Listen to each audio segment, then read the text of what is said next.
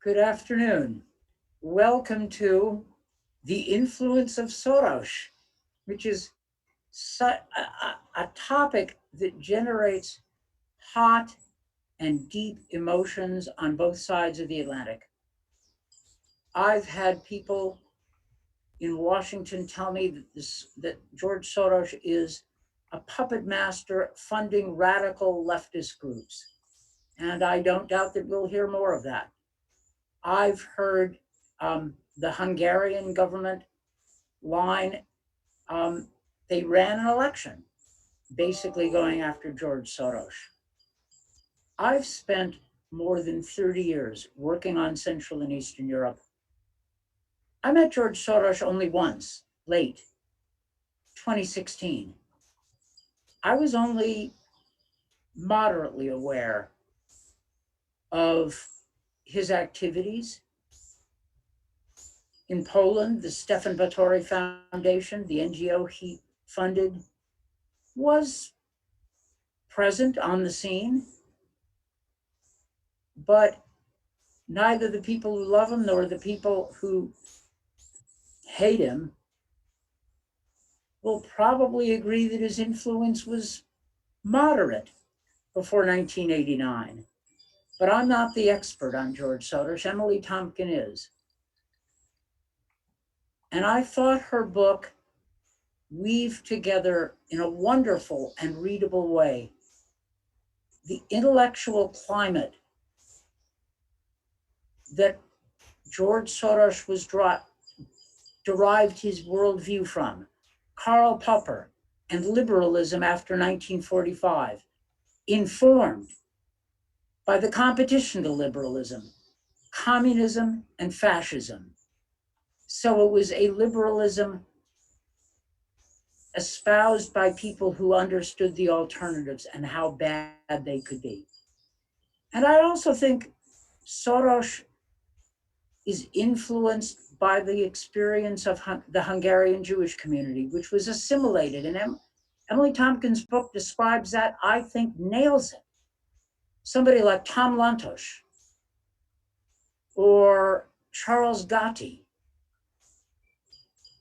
Charles Gatti's a figure in the book.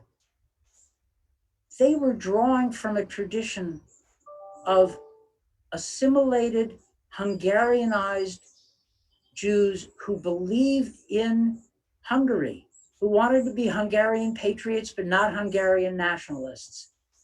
And they found that world was on fire. Emily Tompkin quotes Soros as saying, yeah, when I was 14, people wanted to kill me because I was Jewish. I guess that has an effect. But it didn't have the effect of making him a nationalist. He's not a big funder of Likud. He's a funder of a different kind of Europe, a Europe of higher liberal values, anathema to some, supported by others.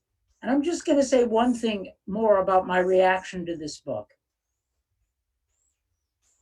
Emily Tamkin does a good and serious job in several places discussing the upsides and the downsides of somebody who made his money in, and this is my phrase, not hers, ways that can be questioned. Currency speculation. But there are a lot of currency speculators who then didn't go on to try to promote values that might put them out of business, the way Soros did. So it's complicated. Anyway, I am delighted to be able to open this conversation, and I'm looking forward to it.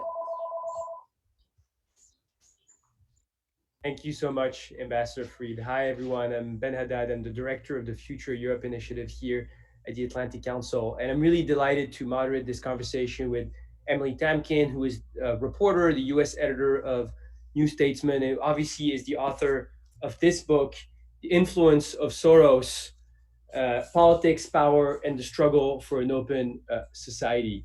I am going to repeat a little bit what Ambassador Freed just said. I think it's a terrific book. It's a nuanced book about a complicated and so controversial topic in the last few years.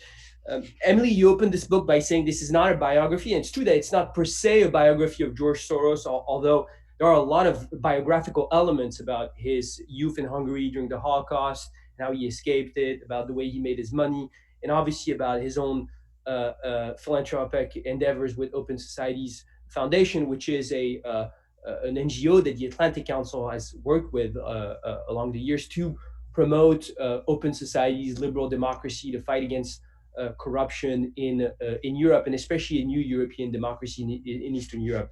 But it's true that it's a book about much more than that. It's not just a biographical account. It's a book about liberalism. It's a book about the transition of societies in Central Europe and also the Western Balkans after the fall of the Soviet Union. It's a book about the complexities of philanthropy, as Ambassador Fried put it, from billionaires who made their money in finance and then decide to make the world a better place, and the moral qualms that even you, as a writer, as a thinker, struggle with in the book. It's a book about conspiracy theories, and obviously we know that in the United States, especially these last few years among the far right, in Europe, in Hungary, George Soros has personified sort of puppet master with a lot of anti-Semitic undertone, and you go into this. And thus, it's a book about this topic that has been so central in the last few years, which is the rise of illiberalism on both sides of the Atlantic through the life and the personality of Soros. And I will also repeat the fact that it's very readable. It's extremely interesting. So I highly recommend it, and I'm very glad that you're joining us. There's a lot to unpack. I want to ask you a few questions, and then we have an audience through Zoom. We have people watching on social media, on Twitter, YouTube, and Facebook. So I also encourage you to ask questions. I will pick up questions in the second part of this conversation. You can do it either on the Q&A box that you have here at the bottom of your screen, or just ask a question on Twitter by responding to me, to the Atlantic Council account, or to Emily's account that are streaming live this conversation. So Emily, welcome. And let me just ask, before we get into the nitty gritty of the book, why this book on Soros? You have been writing a lot on Central Europe and on the rise of illiberalism before that. So what just made you want to tackle such a heated topic? Well, first, I would be remiss if I did not say thank you to Ambassador Fried and to you for those generous remarks and introductions, and to the Atlantic Council for hosting this event. As you say, I've written a lot on Central and Eastern Europe. My research background is in Russia and Eastern Europe. And what I wrote my first sort of Soros profile in 2017, and that was focused on Central and Eastern Europe and how he became the boogeyman there. In 2018, I wrote another Soros profile, but this time it was around the US midterm elections. And so it wasn't just about Central and Eastern Europe, it was about how these conspiracy theories made it into the mainstream here in the United States. And it occurred to me, and I should say I cannot take full credit. Somebody approached me and asked, do you want to write a book on Soros? And I was like, if anybody's writing this book, I'm going to write it. But the reason that I had that reaction is that I think, and part of the reason that I say it's not a biography of Soros is that while, as you say, there are biographical elements, in addition to being about this one man, it's about how through this one person's life and work, we can explore illiberalism and liberalism, nationalism, democracy, and power, and who gets to have those things in our world today. I think that those are some of the most essential questions facing us right now, not just as journalists and policymakers and thinkers, but as humans. And I thought that Soros was, and the life of George Soros was an effective way to tackle some of those questions. Yeah, absolutely. So I want to ask you about the title, because I think the title does encapsulate a lot of what you're trying to do, the influence of Soros. And so you take a subject that is subject to so many conspiracy theories, so much fantasy. If you type Soros's name on Twitter, you will find him behind every protest movement right now in the United States, for example, every political opposition in Eastern Europe. So what you try to do through different cases all across Europe, but also the United States, is to actually take stock of his concrete influence. So can you tell us a little bit about this? Soros has been primarily influential in three, let's call them realms. There's the financial, which is where he made his money. He was one of the most successful hedge fund managers and arguably the most successful currency speculator in history. He's been influential in the political realm. In 2004, he makes his entry into being a major political donor in the United States. And when people say, oh, Soros, he gives to all these liberal causes, these Democrats, that's not untrue, right? He's given to both parties, but he's been a very prominent supporter of quote unquote liberal politicians and policies. And then finally, and I would argue the realm of greatest influence has been his in the philanthropic realm, specifically through his Open Society foundations, the basic point of which the name Open Society comes from, as Ambassador Fried mentioned, Karl Popper's book, Open Society and Its Enemies. Really short, really the very simplified version of that is that, neither you nor I can ever know anything to be completely true. But if you and I have a discussion and a debate, we might together be able to reach a more perfect understanding. And that's what democracy is, right? If we all come together and hopefully inclusively and equitably, we're able to arrive at that greater understanding. So the foundations are basically about putting that philosophy into reality and to manifesting it. And so what the book tries to do is, and I say in the introduction, a different person could write a book also on the influence of Soros and choose completely different examples. He's just because he's done so much. But I took what I thought were the examples that best illustrated his influence in those three realms to try to both assess what that influence was, to separate that influence out from the conspiracy theories surrounding him and ask why it's so attractive to conspiracy theorists, some of whom are world leaders. And then finally to say, can we have one person who has this much influence and have an open society?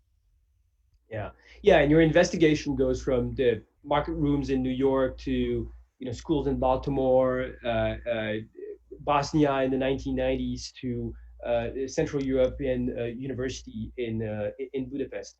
So let's talk about Soros himself first. I mean, I think Ambassador Fried said in his introduction, his personal story encapsulates so much of the drama of the 20th century. And one thing I actually learned in the book is that Soros is not even the last name that he was born with.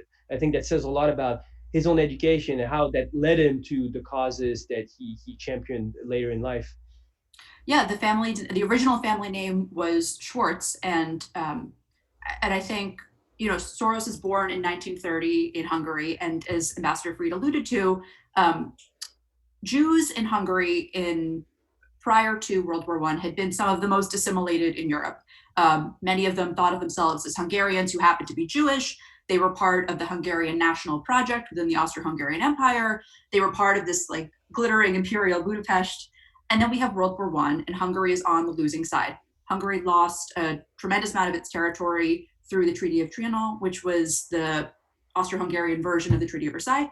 And as people are casting about for someone to blame, in what was a national trauma, they settle on Hungarian Jews. And so all of a sudden, they're not Hungarians who happen to be Jews anymore. They're Jews who happen to live in Hungary. So the family changes its name to try to have a less obviously Jewish sounding name. There are quotas put on Jewish participation in various forms of Hungarian life. Hungary then allies with the Nazis in World War II because that's the only way they can get their territory back. This is the explanation that's given even today. And Soros's father, Tivadar Soros, who had previously in World War I been caught and put in a Russian prison camp in Siberia and makes his way back through the war. So this is a man who knows survival. He understands we can't play by these rules. Playing by these rules, it's going to get my family killed. So he procures forged and borrowed documents, and the family is able to hide out as Christians during the war. And from this, Soros takes a couple of things. First of all, I think that there is a lot of discussion about his Jewish identity and his relationship to Israel. And I think you can kind of go back to this early fundamental point when he's 13, 14, hiding out from Nazis. The first is that this family experienced this kind of identity loss very early on in his life, and that plays into how he relates to Jewishness. But secondly, and more importantly, and as Ambassador Fried said, I think this is part of the reason that the idea of an open society was so attractive to him. Soros has said that the way that he relates to Jewishness is not necessarily tribal to use his phrase, it's not about relating to the state of Israel or relating specifically to Jewish people. It's relating to whomever is caught under the wheel at a certain point. So be it the Roma in the Roma across Europe or Black Americans here in the United States. It's about trying to bring whoever is left out into the fold, into the more open, civically minded understanding of society. Yeah, and it's an approach of Jewish identity that's quite common, I think, in the United States. Sort of liberal, universal, that often is referred to as tikkun olam, heal the world. I don't know if Soros himself would make this his would refer to it that way, but I think that's something that's very present in Jewish identity. And so he moves first to London, then to the United States, starts becoming very successful, creating one of the first real hedge funds. And so is a precursor of what we call a hedge fund with his fund. First it's called Soros Fund, and then the Quantum Fund is famous. And I think you can say a word about this for allegedly participating or accelerating the crash of the pound and the crash of the pound out of the European monetary system that predated the euro, but at the same time also starts building his philanthropic endeavor, Open Societies Foundation. Exactly as you say, he becomes incredibly successful in the financial world. In the late 1970s, he's like, I'm making all this money, I'm under all of this physical pressure, what is it all for? My family now has $40 million, like, we're good. I want to start giving it away. What do I believe in? And he settles on this concept of open society. He starts out in South Africa trying to give scholarships to Black students in South Africa that was still under apartheid, and finds that the money was not going as far as perhaps the university had led him to believe it would. So he then goes back to Hungary, and at first is giving money to dissidents, who then say, this is actually not helping us seem like we're a part of the society that we're trying to improve. It would be better if you did this in a more organized way. So they set up the Soros Foundation, it's called, because open society was considered too political in socialist Hungary. And that's really the first one. And then from there, he goes to Poland, less successfully to China. He's very involved in the Soviet Union and Russia. And really it becomes over the course of a decade, an international enterprise. He really becomes famous, exactly as you say, in 1992, when he, quote unquote, broke the Bank of England. And basically, the short answer is that yes, he did break the bank. And you can kind of say, well, there's this factor, there's that factor. And if Germany had been more willing to work with interest rates, maybe the pound wouldn't have had to leave the ERM. But I think I would argue that Soros and his colleagues were indeed the trigger. But the reason that they were able to make the bet, and I think this speaks to a couple of things. The first is Soros's, not character, but one of the things that characterizes him is that when he sees something, then he's like, that's going to be a trend, or that's going to be worth pursuing. He really commits to it. So that could be fighting the idea of nationalism in post Eastern Bloc Europe. That could also be recognizing that, I'm going to short something that's within a band, which means it can only ever become so valuable. But if it crashes out, there's no bottom, right? So that's why that's why the shorting of the pound was in hindsight, such a smart bet, because it could only appreciate so much. So if he was wrong, they would only lose so much money. But if he was right, which all of these different factors suggested he would be, he could really make a lot of money. So there's that. There's also, and Ambassador Fried alluded to this in the beginning of his talk, Soros explains sort of his day job and his passion by saying, well, I play by one set of rules when I work in finance, where money is amoral. So I play by the financial rules, and then I play by a different set of rules in the civic political realm, which is fine, except that he was such a successful financial figure that his decisions in finance had political consequences. So Soros and company short the pound, and as a result, Britain leaves the European exchange rate mechanism, which Helmut Schlesinger, who was at the time in charge of the German central bank, who interestingly also had a hand in this because he decided that he wasn't going to try to make any great effort to keep the pound in the band. But anyway, he later said, that put Britain on the road to Brexit. So it's one thing to say, oh, well, at 5, I clock out and I'm done with finance and I turn toward philanthropy. But one of the tensions that I explore in this book that I see as a bit of a paradox is that it's not just that, oh, you're doing something that maybe I don't agree with, and then you're giving money to causes I like or don't like, or it's that his political decisions have political and civic consequences.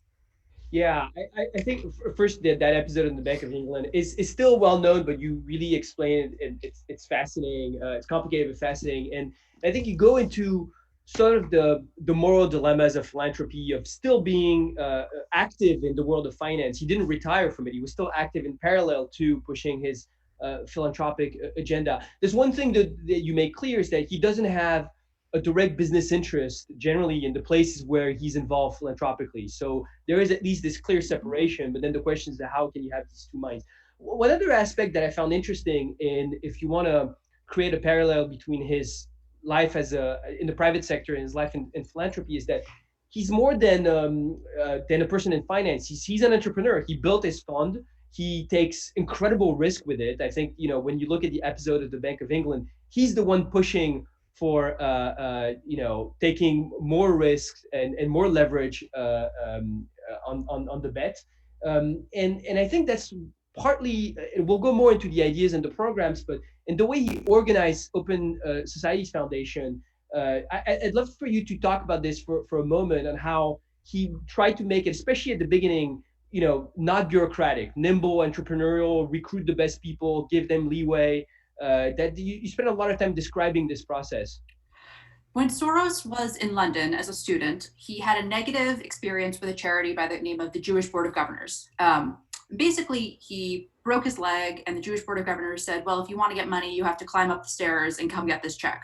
So he writes to the head of the board, and he says, I'm so hurt that this is how one Jew would treat another. And they send him the check, and he keeps collecting it after his leg is healed. And so from this, he takes two things. One, a possible aversion to explicitly Jewish charities. And two, this idea that charity can turn its those it's trying to help into recipients of charity. And so when he sets up his philanthropy, he wants to make it, he describes early on in the experience in Hungary, he describes it as, like manna from heaven for the society, because this was popping up and that was popping up. And they did publish who their recipients were, but there was also something almost magical about the effect that this funding was having on society and who was getting it. So at the beginning, that was very intentional.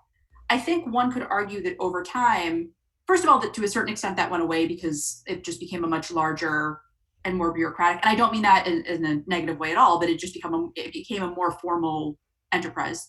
But I also think that idea of mystery may have to some extent hurt Soros in that region, because everybody had heard the name and everybody knew somebody or knew of somebody who had Soros money. But for some people, there wasn't such a clear understanding of what he had actually been doing. So, in Slovakia, he had helped get internet to certain ministries.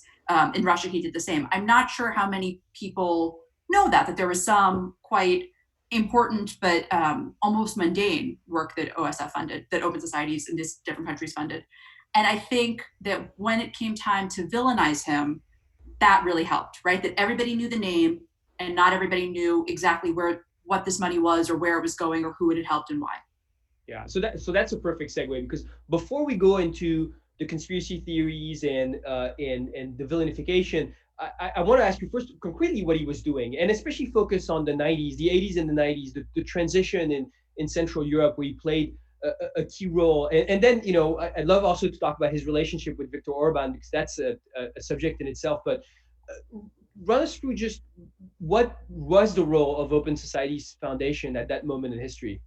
His famous role in Hungary was to give money for photocopiers, which the government couldn't say no to because they needed it. But it was so clever because his line is, it made people who were not dissidents act like dissidents, because suddenly more people had access to this means of production. Before 1989. Yes, exactly. So we're still in socialist Hungary, and all of a sudden it's like, the Gutenberg press has come to Central Eastern Europe, and more people have access to the ability to produce information that the government has not explicitly signed off on. So we did that. He gave scholarships. I met a woman in Romania in 2017 who said that she had gone on a Soros scholarship, I believe to Edinburgh, and she's like, I had more money on that half year than I had ever had in my life. Debating societies, cultural activities in Sarajevo is the exception, in that he tended not to support humanitarian work because the whole idea was to get society to a place where they wouldn't need humanitarian work. But during the war, provided light and electricity and water to the city of Sarajevo, but also put on a literary festival so that people, even in this time of war, could still feel human. He founded Central European University, originally in Prague and Budapest, and then just in Budapest until now, when it's mostly been forced out. And he also gave money to a man by the name of Viktor Orban, who went on that scholarship to Oxford, and his then sort of student club, Fidesz, which is now the ruling party of Hungary, also got money from Soros. So one of the quirks of history, I guess, is that one of the people whom he empowered to come to the discussion through his philanthropic giving used his place in that discussion to vilify his one-time benefactor. Yeah. So I think this is a fascinating episode, and I think a lot of people are familiar with Viktor Orban's demonization of Soros and how central that is in the government's rhetoric. Tell us a little more about Orban's relationships with Soros, but I think what it says about Orban's evolution, the evolution of Fidesz over the last 30 years, and how it has used Soros as a boogeyman. And then we'll talk obviously about the ramifications of this all across Europe and the United States. Mm-hmm. Viktor Orban comes back to power. So he's in power, loses re-election, is out of power, comes back. And this is after Hungary is acceded to the European Union. It is also after the global economic crisis. So there have been, I think because they're everywhere now, there's this idea that Soros conspiracy theories are new. In fact, they've been around for my entire life. The difference is that while you had, there's a chapter on Slovakia in the late 90s, there's a chapter on, or there's an example of, certain Asian leaders lashing out during the Asian financial crisis. There were world leaders occasionally who bashed Soros or who tried to use him to blame their or blamed sort of the world's ills on him.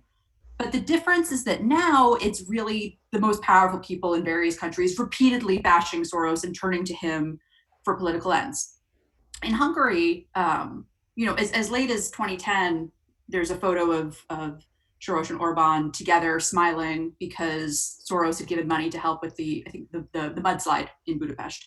But then Orban is introduced to a man by the name of Arthur Finkelstein, who is a New York Jewish Republican who had been introduced to Orban by Israeli Prime Minister Netanyahu. And basically, Finkelstein and Orban need a political enemy because Orban has vanquished his domestic political opponents. He doesn't want to build them up as a political rival. And also he does need somebody to blame because, it's one thing to bash the global elite for ruining the financial situation when you're out of power, but now you're in power, so you're in charge of the state of this country. And they turned to this name that everybody knew, but not everybody knew exactly what he was doing. And they start to vilify George Soros. And then we have the 2015 migration crisis, where all of a sudden Europe is, there are all of these refugees and asylum seekers coming into Europe. There's a lot of fear, which is very fertile political ground. And so what Orban does, which is very effective, is marry this fear of immigrants generally, but also a fear of a changing situation, and an anti-Semitic conspiracy theory and boogeyman, and puts them together and comes up with, there's a reason that he keeps bashing Soros, and that he's a very effective boogeyman. Yeah. So first, I want to continue to encourage people to ask questions in the Q&A box. We already have a few questions I'll pick up in a minute. I want to go back to this question of conspiracy theories, because I do think you tackle it with, once again, a lot of nuance, because there are some people, Jamie Kirchick at Brookings, for example, has written about this, saying, well, look, I mean, at the same time, it's not anti-Semitic to point out that George Soros is very influential, that he does support a lot of left-wing causes around the world, liberal causes, and we shouldn't dismiss any kind of criticism or any kind of focus on his influence as anti-Semitic, because that sort of reversed the accusation. And so I want to ask you a little bit about this. I mean, how can we distinguish a criticism or just an account of his influence with the kind of anti-Semitic boogeyman and conspiracy theory that you rightly denounce? Yes. So first of all, just to make clear, I have no problem with criticizing Soros. I had a friend who, after reading the book, said, I'm sort of more critical of him now than I was before reading it. And while that was not the intended effect, I was very happy to hear that, right? Because I think that there's reason to criticize the money he has actually spent and the actions that he has actually taken. When it becomes conspiratorial and anti-Semitic is when you begin to criticize money that he has never spent and action that he has never taken. To me, the most obvious tell that a person has switched over from criticism to anti-Semitism is when agency comes up. When instead of Soros is paying for progressive prosecutors in district attorney elections, which is a thing that he has done and is doing, it becomes Soros is hijacking democracy, which is a thing that Tucker Carlson has said. Or, Soros has given $220 million to organizations that work on racial justice. Yes. Can you criticize that? Sure. I think it's fair to look at, well, why does this one person have $220 million to give away when this community is so disenfranchised? For example. Then people say, well, Soros is behind the Black Lives Matter movement. Mm-hmm.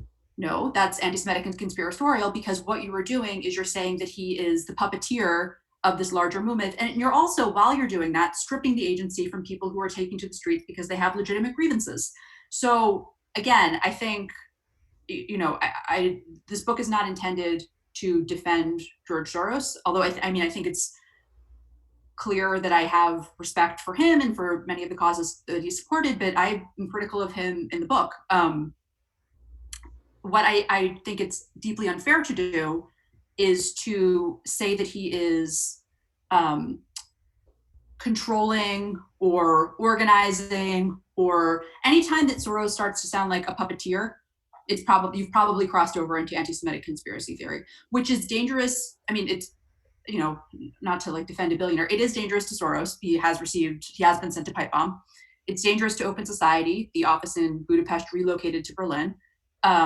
It's dangerous for Jewish people. If you look at the targeting of the Tree of Life synagogue, that was because the shooter was mad at Jews for bringing immigrants into the country. I don't think you have to work too hard to see the connection. And it's also deeply unfair to people who are protesting and organizing on their own volition and not because George Soros paid them to be there.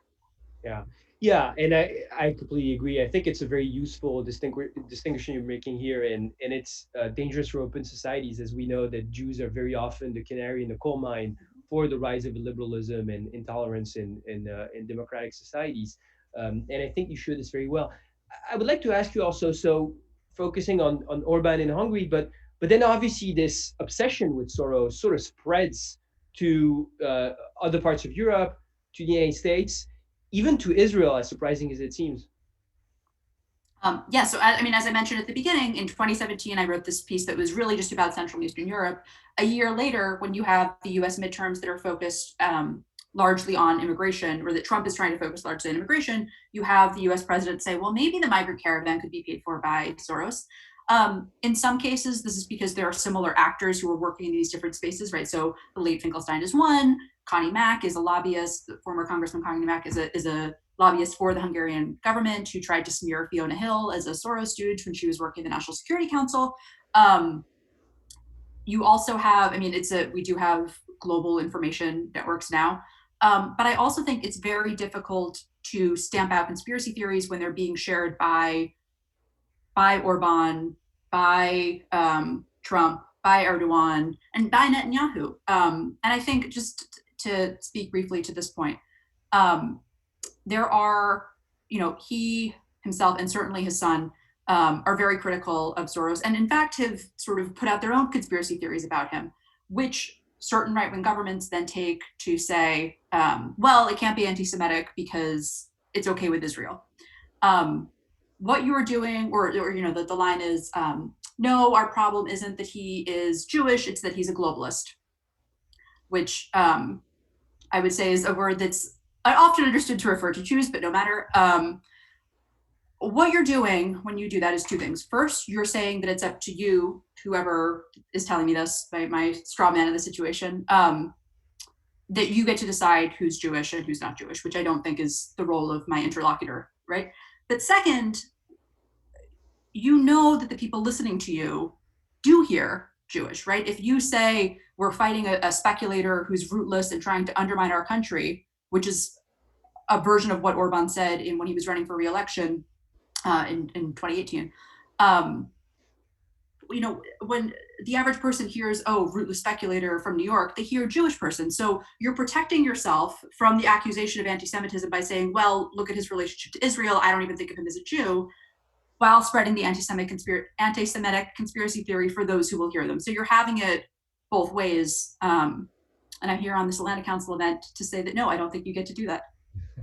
Yeah, and I think you're getting to, I think, a point that I know you are very interested in, which is this sort of growing distance between American Jews and Israel, because I think it encapsulates a lot of the things that you were talking about. We see, the debate, for example, led by folks like Peter Beinart and others here in the United States, of a more, or J Street, of a more liberal approach to Zionism and Judaism, and more animated by universal values and humanitarian ideals, whereas Israel is going more in a more nationalistic or a tribal direction that gets it much closer, paradoxically, to right-wing Central European governments, or to right-wing movements in Western Europe, and obviously in the United States, than it does to the Jewish communities of these countries, and especially of the United States.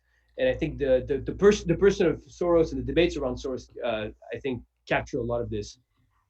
Yeah, I mean, my this is kind of lame to promote my next book on a book talk for this one, but my next book will be on Jewish American history and identity. And the reason that I'm writing that next is that these ideas are central to this book. And I loved debating Jewish identity so much that I decided to do it for a couple more years. No, look, I will just say that there are Jewish people who live in the United States and who live across Europe. And when you have the Israeli Prime Minister's son saying that, isn't it wonderful Orban is making Christian Europe again, that puts actual Jews in Europe in danger, in my opinion. And actually not in my opinion, because the Aurora Community Center in Budapest has been attacked by right-wing figures. So there are, it's not just like me opining in my book, there are real consequences to this kind of language. Mm-hmm. So we have a lot of questions. So let me go through them a little bit. The first question is actually something that you really tackle directly and explicitly in the book, in the conclusion especially. Is the outsized political influence of mega donors compatible with the ideals of an open society, especially in the American context, in the post-Citizen United era? The short answer is no. I don't think it is. The longer answer is that Soros himself was very critical of big money in politics until 2004, when he decided it was very important to get George W. Bush out of office. And I've had some people push back on that chapter and say, well, it's more complicated than that, and you're looking at it from kind of a naive perspective. But to me, if you are against big money in politics and then you're big money in politics, you're demonstrating why we should perhaps not be relying on the whims of billionaires. And I'm sure that he thought that getting George W. Bush out of office was very important. He wrote an entire book on how George W. Bush was the greatest threat to open society. But I'm sure that every billionaire who gives to political campaigns believes that what they're doing is very important. So that's kind of not a good enough reason, as I see it. I not to like spoil the ending, but no, I don't think that the concept of billionaires in politics specifically, but also more generally, is necessarily compatible with the idea of a society where we all come together and have debate and discussion. Because, I don't know what your salary at the Atlantic Council is, but he just has so much more wealth, and with it influence and power, than you or I do. And so when he's we're all part of this discussion, but he has a megaphone. And this is something that Soros himself has said, because he's called for, maybe not as I think perhaps they're less hung up on the tension than I am, but he himself has called for a wealth tax and a redistribution of his own wealth by the government, not just by him philanthropically. So no is the short answer, and then that's the longer answer. There's another answer on more on the writing process that I think is very interesting, which is, did you receive any pushback while researching this book from either government, civil society, or from Soros himself? And I don't know if I mentioned it in the introduction, but you did you had interviewed Soros through email, and in this book, you quote him quite extensively, actually. Yes, he did sit for an email. He did not sit for a telephone or in-person conversation, which if anybody makes it through the introduction, they can tell it's something that I'm quite frustrated with, but I understand that not everybody will sit for every interview. I'm a journalist, so I'd be lying if I said that I was surprised by that. The group from which I got the most pushback was not pushback, but has a sort of reticence to sit with me, with civil society groups, particularly in Central and Eastern Europe. People who said, look, I can't expose myself to this. And I understand it because it's a vampire on their resources to have to deal with this. To the Hungarian government's credit, Zoltán Kovács sat with me and had an interview that's extensively quoted in the book. Open society itself was very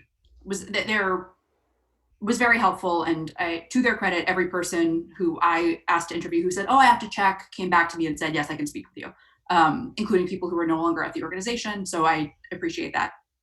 There are some in his circle who I know are less than thrilled with the focus that I put on the paradox between between the sort of finance and billionaire philanthropy and open society. And that's their prerogative.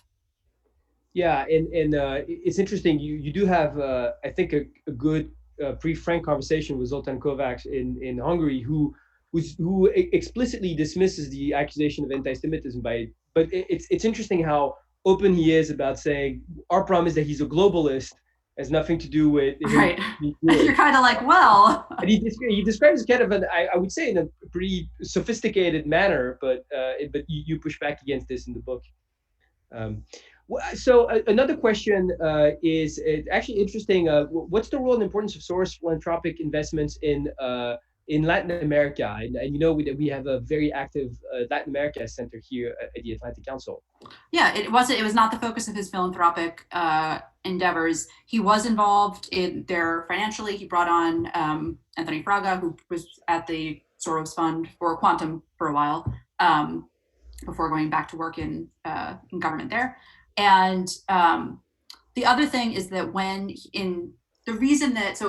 after Central Eastern Europe becomes part of the EU, open society pulls back somewhat from Central Eastern Europe. Obviously, there's still a presence there, but the idea was that these countries are European now, and so the EU will do some of what we've been doing. And I go over why that promise was not necessarily fulfilled. But part of the reason that they wanted to do that was that there were other parts of the world that they felt could also use money and attention. So they give millions and millions of dollars to Human Rights Watch, which is then able to expand and become this more global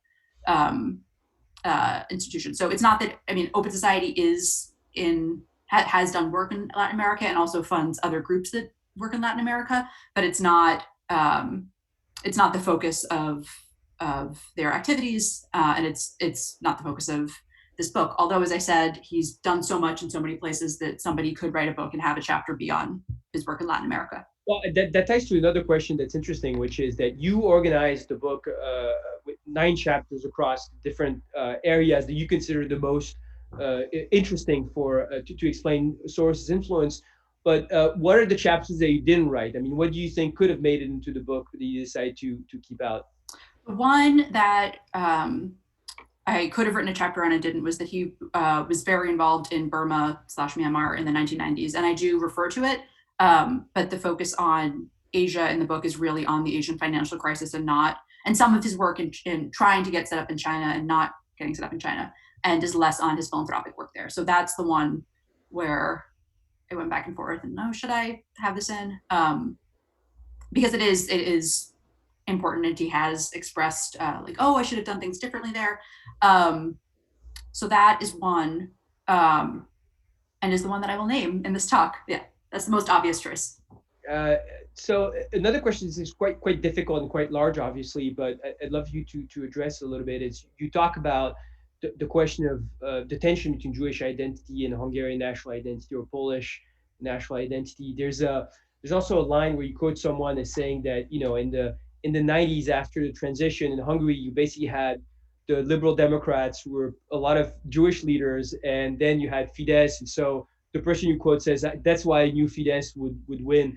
uh, what do you think was the role of anti-Semitism and the Jewish question in these societies after the fall of the Soviet Union, when suddenly the national question, and I would say something you explained very well as well is that one of the fears of Soros after 1989 was that the ideology that would replace communism would be nationalism, Yep. right? And so that's the thing, that's the vision that he had, and that clearly he wanted to push back against this. And so how prominent or not was the Jewish question, you think, in the 1990s?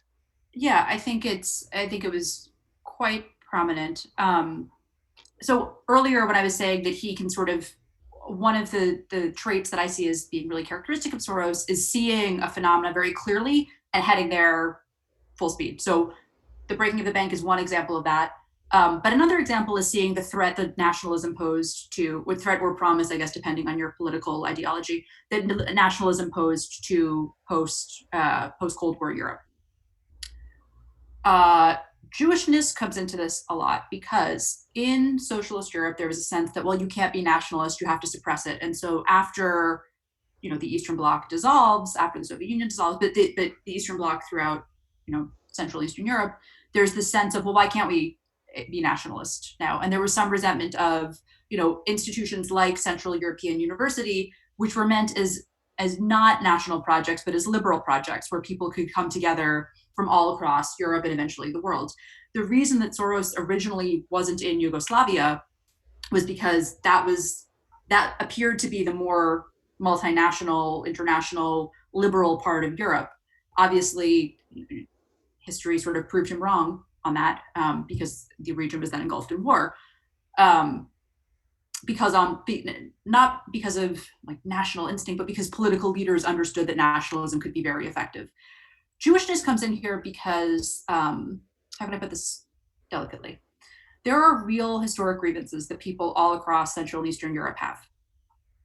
I think that there is at times resentment of Jewish grievances that are seen as distracting from or competing with these other national grievances. So in Hungary, Zoltan Kovacs reported, apparently once said that, for Hungarian Jews, the Holocaust was the greatest tragedy, but for other Hungarians, it was the loss of territory for Trianon.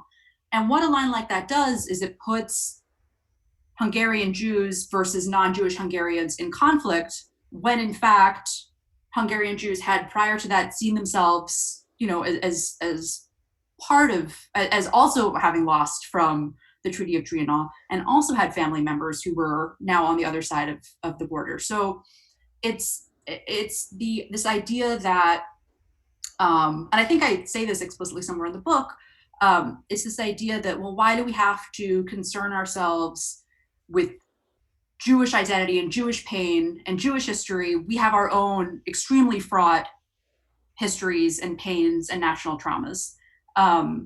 And I think that to be very frank, I think that that's still something that you see across Central Eastern Europe today.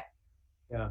Yeah, it's interesting. I mean, you do recall the history, as you did earlier, after Trianon, the Horthy regime in Hungary that actually implements anti-Semitic measures before Germany. It's the first country in Europe that actually starts having anti-Semitic quotas in universities among certain professions.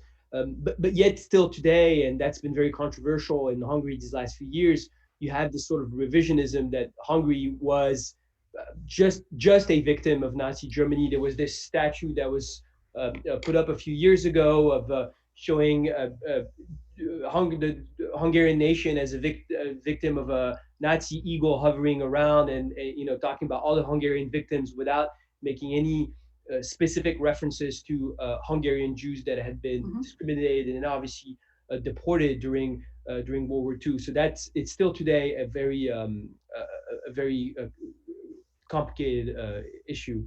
Um, there's another question that I find interesting. That's something that you don't go too much into in the book. Is how would you compare and differentiate the attacks and conspiracy theories on Soros versus Bill Gates or other billionaires involved in philanthropy? And I would even broaden the question to in terms of the models. So the sort of billionaire philanthropy has become very popular these last few years, and with some great successes, I think, like Gates and others. It seems that Soros was sort of a pioneer of that movement. So how influential do you think also he was in this respect, and what are the differences you would note? Um, Two major differences. The first is that people, and this was not exactly what you asked, but I'll answer it anyway. There are often people who say, well, Soros is the Koch brothers of the left. And I think the difference there is that it's very difficult to make the case that Soros was pushing for policies that benefit him financially. And in fact, was pushing for policies and supporting politicians who would hurt him financially, right? Like by calling for higher taxes. Yes, I would agree that that as he was sort of a pioneer in hedge fund management, he was also a pioneer in philanthropy. The one line that I have about Bill Gates in the book is that the tension of billionaire philanthropy is more obvious when the person's cause is not eradicating illness, but is this idea of open society. So the way in which Soros is different, I think, is that he's explicitly calling for this civic-based conception of society that's more inclusive, that's more equitable. So to my mind, the tension is much clearer between the fact that he's a billionaire and the fact that he's a billionaire whose financial decisions have had political consequences than it is with somebody like Bill Gates. That said, do I think that there's also tension in Bill Gates' case? Yes. Because I don't see, you could have written a book, or I could have written a book saying the influence of Bill Gates that made the point that, okay, well, he's putting all this money into science and research, but what if Bill Gates didn't have that money in the first place and it was more equitably distributed and people could universities would be better funded and so on and so forth. And the big problem with all of this is that, one of the big problems with all of this is that it's wonderful that you might think it's wonderful that Soros is funding, I don't know, racial justice initiatives, or that Bill Gates is helping with fighting COVID. But it's that they were the ones who decided to start funding it, or their organizations were, and so they can be the ones who have decided to stop funding it, which we've seen in some cases with Open Society in Europe. And so it's sort of, should it be down to these individuals and their organizations to decide what gets money when, and is that not incompatible with the concept of an open society? Yeah, but to be fair to them, and that's something that you underline in the book as well, very often in the case of Soros, for example, he's bringing the building blocks on which he hopes that governments will build, not only national governments, but the EU and international organizations. Sometimes it's not the case. And he's very critical of the EU not pushing back against Hungary, for example, saying, it's such a slow and burdensome process. But he himself and other philanthropists, I think, understand that they're only there because of a vacuum, basically. And also, it's very easy for me to sit here in my apartment in DC and say, well, this should really be handled by the governments. But, for example, in Sarajevo, the governments weren't acting. They were deliberating. And, would the ICTY, which dealt with war crimes following the wars in the former Yugoslavia, exist without Soros and his money in that initiative? There's no evidence that it necessarily would. So, and I spoke to people in Sarajevo, or to people who work in the criminal justice reform space here in the United States. And I would say, well, don't you think that it's a problem that he has this money and it's not more equitably distributed? And they truly looked at me like I was out of my mind. They were like, thank goodness he had this money and that he decided to give it to us at this time when we were greatly in need. So there are several points in the book where I do catch myself and say, okay, well, that, philosophically, I think this, but practically the reality was that, in the 90s, immigrants were stripped of their welfare reform and Soros paid for the advocacy campaign that saw it reinstated. Do I think that, immigrants should have, that many immigrants should have so little and this one immigrant should have so much? No, but there were people who were at great personal risk who had their welfare reinstated because of him. So, who am I sitting here in DC to say, oh, no, that's bad and wrong? That said, I still do conclude that it's bad and wrong, but I also think that it's more complicated than just bad and wrong. Yeah. Um, I, there's still a few questions, but I think we're starting to run out of time. And I see because we've talked about very heavy and complex issues. So I have a question. It's a lighter note, as promised on Twitter. Given your additional, perhaps less known other expertise of Murder She Wrote, uh, if Soros had a special appearance in the episode, what would be the plot line and what role would you play? Oh, he would 100% be blamed for something. And, you know, Dame Angela Lansbury playing Jessica Fletcher would have previously known him through her great literary travels and would be like, it couldn't possibly be my friend George, and would have to convince some, you know, completely out of it New York cop that actually he was innocent and find the real guilty party. I'm completely out of my depth on that one, but I trust your expertise. Uh, Emily, I really want to thank you. This is really a terrific read on, once again, on a complicated topic that you tackle, I think, with a lot of nuance, but also just a lot of research, a lot of investigation and reporting. So get it here, the influence of Soros. I am looking forward to your next book, which I'm sure also will be on, completely easy, non-controversial, Yeah. non-divisive, and make you a lot of friends.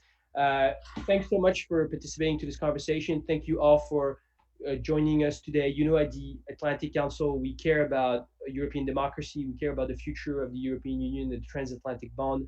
So this is why these conversations are central to our mission. Thank you. Thank you so much. Good evening.